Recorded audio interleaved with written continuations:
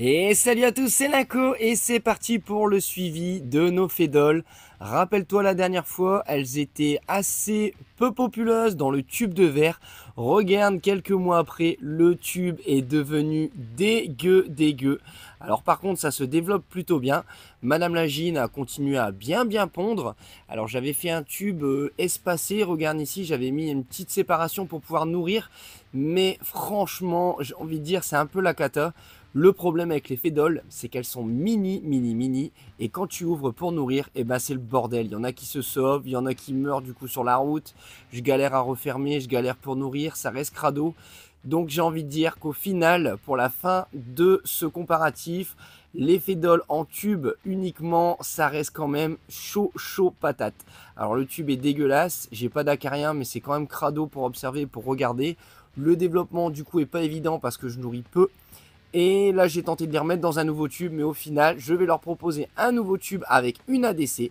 Comme ça, on pourra les voir durant mes suivis se développer tranquillement. Et par après, j'en offrirai une, bien entendu, sachant qu'il m'en reste deux. Alors, regarde ici, j'ai vidé tout le couvain, le tube, dans cette nouvelle ADC. Le coton, j'ai laissé aussi, car il doit y avoir quelques œufs. Madame Lagine est cachée derrière.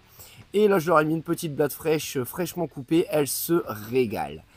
Au niveau de la deuxième espèce, enfin celle que j'avais mis en tube de silicone, regarde quelques temps après, ça a explosé. Par contre ici, étant donné qu'elles ont une ADC à portée de main, je peux les nourrir plus fréquemment sans souci. Alors là, c'était pas des fédoles, on s'était trompé, c'était bien des tétramoriums, les cousines de la fameuse Paulette.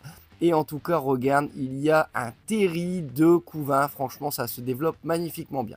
Le deuxième tube sans silicone au niveau de la dalle, eh ben, il est très peu utilisé. Le coton d'ailleurs est en train de pourrir.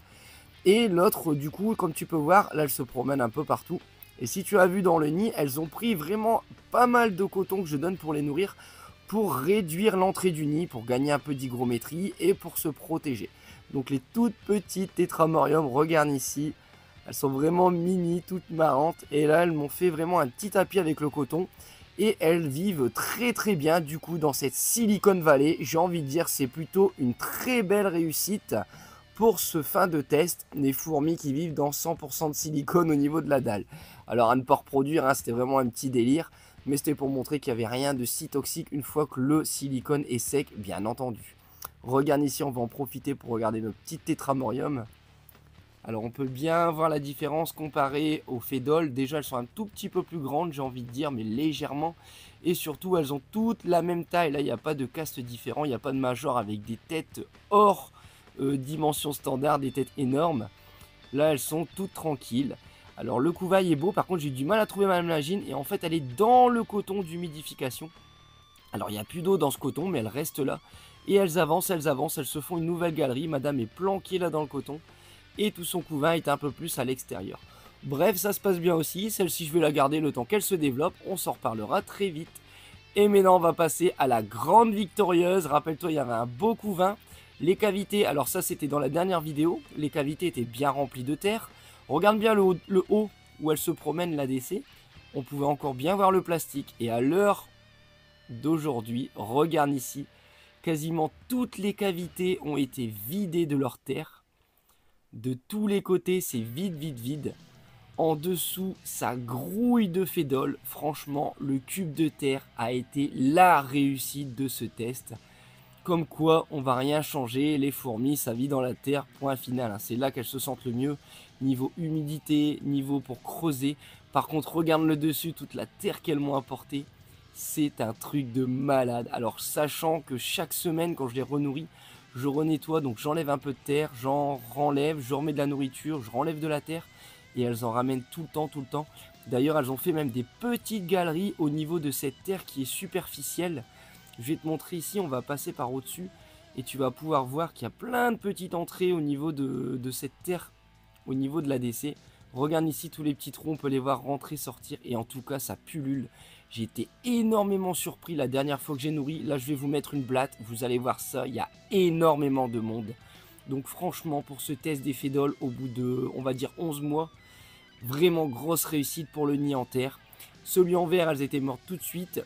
Celui en silicone, ça se passe plutôt pas mal. Mais on est sur des tétramoriums, mais ça aurait été pareil. Et en tube uniquement sans ADC, bah, c'est la galère. Ça évolue mais lentement car c'est très galère pour s'en occuper. Regarde ici pour terminer ce comparatif, je leur ai mis une petite blatte et tu vas voir ce recrutement de malade dans ce nid. D'ailleurs, je te fais une petite confidence.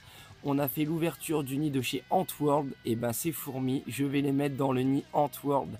J'ai commencé à préparer ça, elles sont en train de s'installer tout doucement.